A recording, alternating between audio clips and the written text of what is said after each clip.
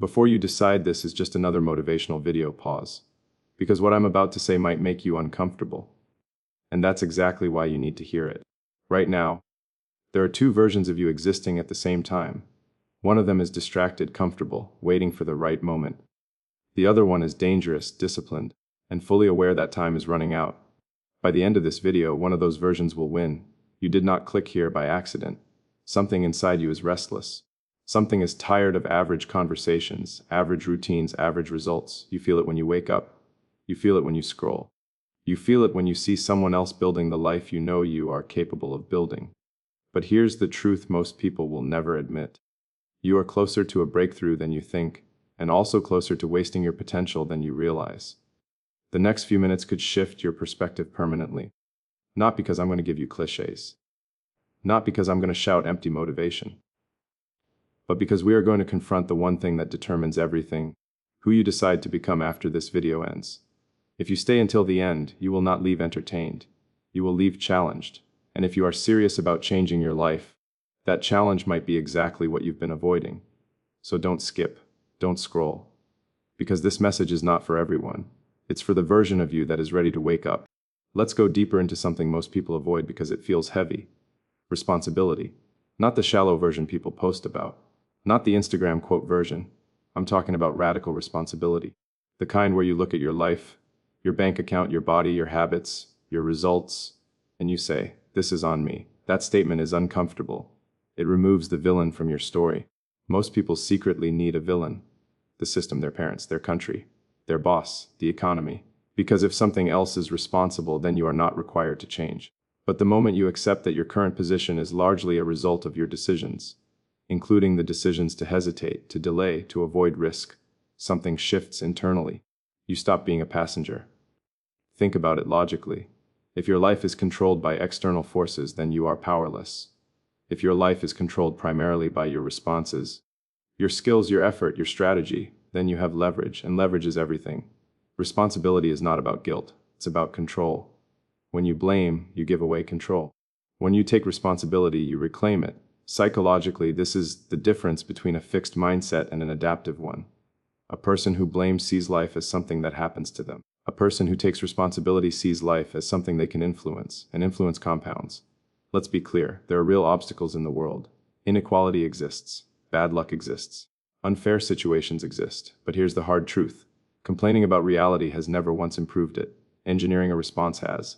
If you study anyone who has built something meaningful, a company, a movement, a breakthrough, you'll notice a pattern. They don't spend their time arguing with reality. They accept it, then they work with it. They ask better questions. Instead of, "Why is this happening to me?" they ask, "Given this situation, what is the optimal move?" That question alone changes everything. Because now your brain shifts from victim mode to problem-solving mode. And the human brain, when properly directed, is extraordinarily powerful. But most people never use it fully. They use it to justify an action. They say, "I can't start because I don't have resources." But resources follow resourcefulness. They say, "I don't have time." But time is allocated based on priority. They say, "I'm not ready." You become ready by starting. Responsibility means you stop waiting for ideal conditions. There are no ideal conditions. There is only the current set of constraints.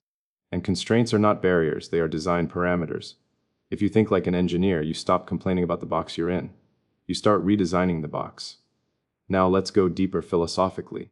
Why is responsibility so powerful? Because identity follows ownership. The moment you say, "My results are my responsibility," you begin to see yourself differently. You're no longer someone hoping to succeed. You're someone building. That identity shift changes behavior automatically. You wake up earlier because you know the outcome depends on you. You learn faster because ignorance is now your problem to solve. You move with urgency because delay costs you directly. And here's something most people don't realize. Blame feels relieving in the short term, but it creates long-term weakness. Responsibility feels heavy in the short term, but it builds long-term strength. Strength of mind, strength of character, strength of execution. When you fully accept that no one is coming to rescue you, you stop subconsciously waiting. Waiting is the silent killer of potential. People wait for motivation. They wait for confidence. They wait for clarity. But clarity often comes from movement, not thought. You think by doing. You learn by attempting. You refine by failing. And when you take responsibility, failure is no longer a threat to your ego. It's feedback for your system. That's a crucial shift. If it's someone else's fault, you learn nothing. If it's your responsibility, every outcome becomes data, and data is power. This is how you accelerate growth. You detach from excuses and attach to improvement. Now, let me challenge you directly. Look at one area of your life that frustrates you. Maybe it's your income, maybe it's your health, maybe it's your discipline. Instead of explaining why it's not your fault, ask yourself a harder question. What have I tolerated that created this? That question requires honesty. Maybe you tolerated procrastination. Maybe you tolerated distractions. Maybe you tolerated average standards. Responsibility means raising your personal standards without waiting for external pressure. You don't need someone to threaten you. You don't need someone to supervise you. You become self-governed. And self-governance is rare. Most people operate only when watched. But leaders operate from internal command. You tell yourself what must be done, and you do it, not because it feels good, but because you decided it matters. That's maturity. That's power. And here's the paradox. When you take full responsibility, you actually become more optimistic. Because now your future is not random. It's influenced, it's shaped, it's engineered. You stop saying, I hope things get better. You start saying, I will make things better. And that sentence changes the trajectory of your life. Responsibility is not a burden, it's a declaration. It says, I am the architect of my outcomes. Not perfectly, but progressively. Every decision you make either reinforces weakness or builds strength. And once you understand that, you move differently. You speak differently. You think differently. You stop negotiating with your lower impulses. Because you know the cost. So if you truly want to unlock your potential, stop searching for a savior. Stop waiting for permission. Stop constructing excuses that sound intelligent but keep you stagnant. Own your situation. Own your mistakes. Own your growth. Because the day you fully accept that your life is your responsibility is the day you gain the power to redesign it. And once you realize that the steering wheel has always been in your hands, you will never again blame the road. Now let's confront something that almost no one wants to question, because it feels harmless: comfort. Comfort is subtle. It does not look dangerous. It looks earned. It looks reasonable. It even looks intelligent. After all, why would you choose difficulty when you can choose ease? But here is the problem. Human beings are biologically wired to seek comfort, yet progress demands the opposite. Every major advancement in your life will require you to override your instinct for safety. Your brain is designed for survival, not significance. It prefers predictability. It prefers routine. It prefers low risk. In ancient times, that kept you alive. Today, it keeps you average, and average is crowded. The uncomfortable truth is that most people are not failing because they are incapable. They are failing because they are comfortable enough. They have enough food, enough entertainment, enough distraction, enough validation, enough income to survive, but not enough pressure to transform. Pressure creates diamonds. Comfort creates complacency. When you are too comfortable, you stop stretching. When you stop stretching, you stop growing. When you stop growing, you start declining. Growth is not optional. It is a biological and psychological necessity. If you are not expanding, you are shrinking. Look at your daily life honestly. How many decisions are driven by long-term vision? And how many are driven by immediate comfort? You say you want to build something meaningful, yet you choose scrolling over studying. You say you want financial independence, yet you avoid learning skills that feel difficult. You say you want greatness, yet you protect your weekends as if discomfort is a threat. Comfort convinces you that you deserve rest before you have earned momentum. That is a dangerous illusion. Now let's go deeper. Comfort does not only mean physical ease. It also means social safety. You stay quiet because speaking up might make people uncomfortable. You lower your ambition because aiming high might make others insecure. You delay bold action because failing publicly feels risky. So you shrink yourself to maintain approval. But approval is a poor substitute for achievement. If you want extraordinary outcomes, you must accept temporary isolation. You must accept misunderstanding. You must accept that growth will separate you from people who are committed to staying the same. This is not arrogance. It is physics. When you accelerate, not everyone moves at your speed. Discomfort is the price of expansion. Think about any skill you have ever developed. It started with frustration. It started with incompetence. It started with awkwardness. That initial discomfort was not evidence that you should stop. It was evidence that you were learning. The same applies to building a business, changing your body, mastering your craft, or redesigning your identity. If it feels comfortable, it is probably not stretching you enough. Now here is the psychological trap. Comfort gives you short-term rewards and long-term regret. Discomfort gives you short-term pain and long-term confidence. Every time you choose the harder path intentionally, you send a signal to yourself. I can handle difficulty. That belief compounds. Confidence is not built by affirmations. It is built by evidence. And evidence is created through voluntary discomfort. When you wake up early even though you do not feel like it, you gain evidence. When you train even though you are tired, you gain evidence. When you take the risk even though you are afraid, you gain evidence. Over time, you begin to trust yourself. And self-trust is a competitive advantage. Most people do not lack intelligence. They lack tolerance for discomfort. They start something and quit when it becomes inconvenient. They pursue a goal until it demands sacrifice. They claim ambition until it requires obsession. But the truth is simple. You cannot build an extraordinary life with ordinary tolerance for pain. That does not mean suffering for no reason. It means strategic discomfort. You choose challenges that force adaptation. You choose environments that demand more from you. You choose standards that stretch your current capacity, because here is the paradox. The more discomfort you voluntarily embrace, the less discomfort life can impose on you. When you build resilience intentionally, you are not fragile. When you avoid difficulty, even small problems feel overwhelming. Comfort makes you sensitive, challenge makes you strong, and strength creates options. Let's talk about ambition. Ambition without discomfort is fantasy. If you say you want to create something massive, something meaningful, something that shifts your trajectory, then your schedule must reflect that desire. Your habits must reflect that desire. Your conversations must reflect that desire. You cannot want a different future while protecting your current comfort. That is a contradiction. You must be willing to sacrifice temporary pleasure for long-term leverage. This is not about becoming extreme. It is about becoming intentional. Ask yourself daily, is this choice building the future I claim to want, or is it protecting my present comfort? That single question can recalibrate your entire life. Now understand this clearly. Discomfort is not your enemy. It is your teacher. It reveals your limits. It exposes your weaknesses. It forces innovation. When you remove comfort, creativity increases. When resources are limited, solutions become sharper. When stakes are high, focus intensifies. Many people are not lazy. They are unstimulated. They have not placed themselves in an environment that demands their best. Raise the stakes of your own life. Set goals that scare you slightly. Commit publicly. Invest in your own growth. Create consequences for inaction. Do not wait for crisis to force change. Engineer your own pressure.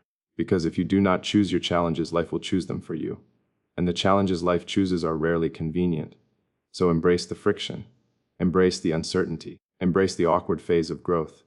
Because on the other side of sustained discomfort is expansion. On the other side of expansion is confidence. On the other side of confidence is freedom. And freedom is not the absence of struggle. It is the ability to handle it. If you truly want to separate yourself from the average, then stop asking how to make the journey easier. Start asking how to become stronger. Because comfort is seductive, but it is expensive, and the price is your potential. So the next time you feel resistance, do not interpret it as a stop sign. Interpret it as proof that you are approaching a new level. Lean into it. Because the life you want is hidden inside the discomfort you are avoiding. And growth begins the moment you choose challenge over ease. Now we arrive at the point where everything either becomes real or remains a fantasy. Execution. Ideas are common. Ambition is common. Potential is extremely common. What is rare is sustained execution. You can sit in a room with 10 intelligent people and hear 10 brilliant ideas. But come back 5 years later and maybe one of them has actually built something. The difference is not IQ. It is not background. It is not luck. It is action multiplied by consistency. The world does not reward what you could have done. It rewards what you actually ship. You say you have a vision. Good, that is the starting point. But vision without execution is hallucination. Execution is where philosophy becomes physics. It is where thought becomes matter. It is where intention turns into something measurable. And here is the psychological barrier most people never overcome. Execution exposes you.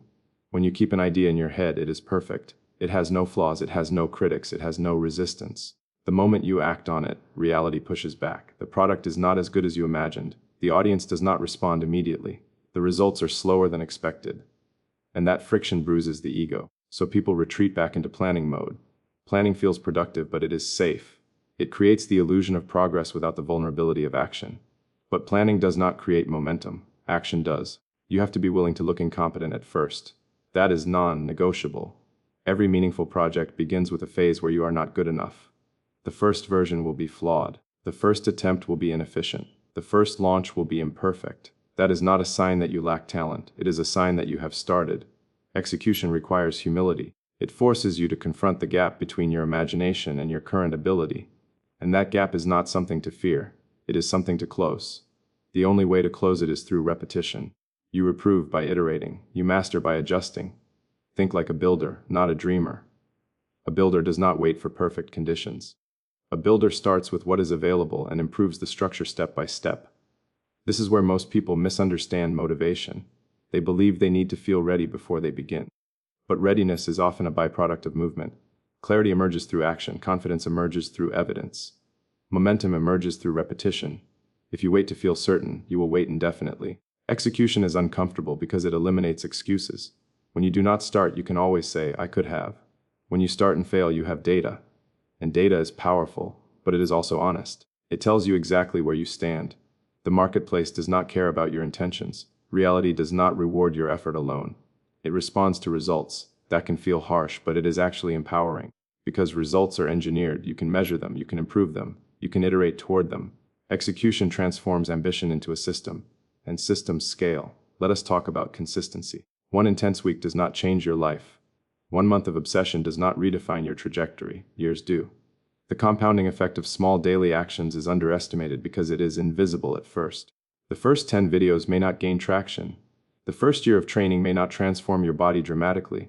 The first version of your product may barely sell, but consistency compounds. Most people quit in the invisible phase. They expect visible results before the foundation is strong.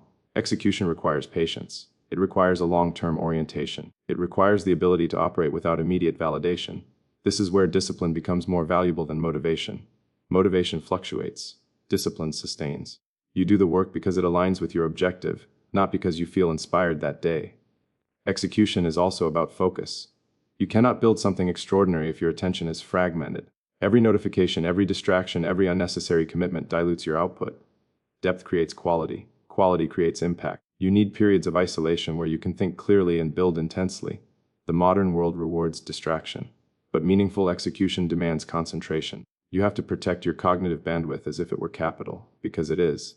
Now let us address fear. Fear of failure, fear of judgment, fear of wasting time. Here is the reality. Failure is not the opposite of execution. It is part of it. If you are not failing occasionally, you are not pushing boundaries. Failure is feedback. It reveals weaknesses in strategy, gaps in skill. The key is emotional detachment. Do not attach your identity to a single outcome.